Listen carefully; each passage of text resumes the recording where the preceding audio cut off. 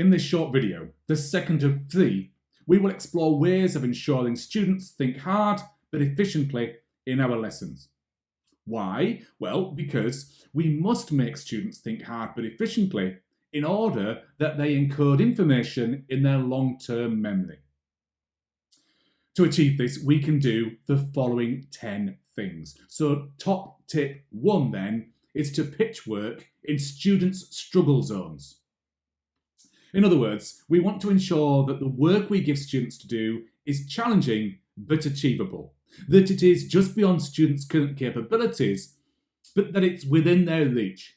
Because if the work is too easy, students will complete it out of habit or through automaticity. And if the work is too difficult, pupils will do one of two things. Either they will not even attempt it, or else they will quickly overload their working memory and fail. Top tip 2 is to plan for desirable difficulties. So here we want to position roadblocks along students' learning journeys to slow down their thinking and thus their initial encoding of new information in order to improve the subsequent storage strength of that information and indeed to improve the ease and efficiency with which that information can later be retrieved from long-term memory and applied. Top tip 3 then is to provide high levels of challenge for every student. So here we want to have high expectations of every student in our class, and we want to ensure that there is no hiding place. But we also want to encourage students to accept the challenge of hard work by creating a classroom culture in which the threat level is reduced or removed. Top tip 4 is to teach to the top. We don't want to pitch work to the middle of the bell curve, teaching the average student, then scaffolding the lower performing students and stretching those higher performing ones. Instead, we want to teach the knowledge and skills that the top performing students in our class will be able to master with time, effort and support. Top tip 5 is to make effective use of teacher explanations. Teacher explanations work best when the teacher presents new information in small chunks, when the teacher thinks aloud to make what they do implicitly explicit to students, to make the invisible visible, when the teacher makes use of metaphors and analogies in order to contextualize new information, making abstract and hitherto alien concepts more concrete, as well as more tangible and relatable. When the teacher makes use of dual coding, which I mentioned in the previous video, combining verbal instructions with visuals such as charts and graphics. And then, once explanations have been given, we want to afford all our students plenty of opportunity to practice, and then we want to provide systematic corrections and feedback to guide students' further practice, and we want to provide cues and prompts when required.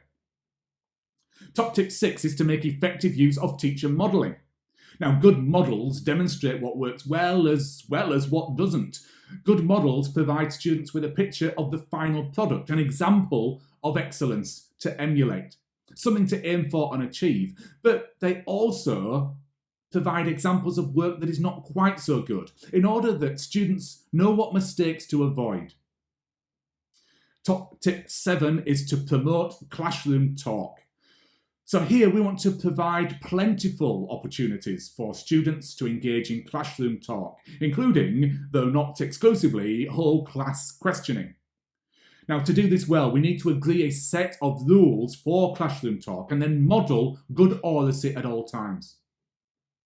Top tip 8 is to use closed questioning as a form of assessment. So here we use closed questions, such as multiple choice or hinge questions, as a form of assessment, in order to ascertain who has got it and who has not, and therefore in order to identify what needs reteaching, recapping, or developing further. Top tip 9 is to use open questions in order to deepen our students' understanding. So here we want to use more open philosophical questions in order to deepen our students' understanding. So we ask big questions which challenge students' thinking and which encourage discussion. Now, dialogic questions, such as Socratic questions, don't just cause thinking though, they also promote critical thinking. And finally, top tip 10 is to organise learning materials so that they support cognitive load. So here we want to, for example, make sure that each slide of a PowerPoint presentation conveys just one simple message, and that slides are clean and concise with simple backgrounds. We want to highlight important takeaway information, emphasising key points perhaps via coloured, bold or large fonts. We also need to display information long enough for students to absorb it and to reduce potential distractions.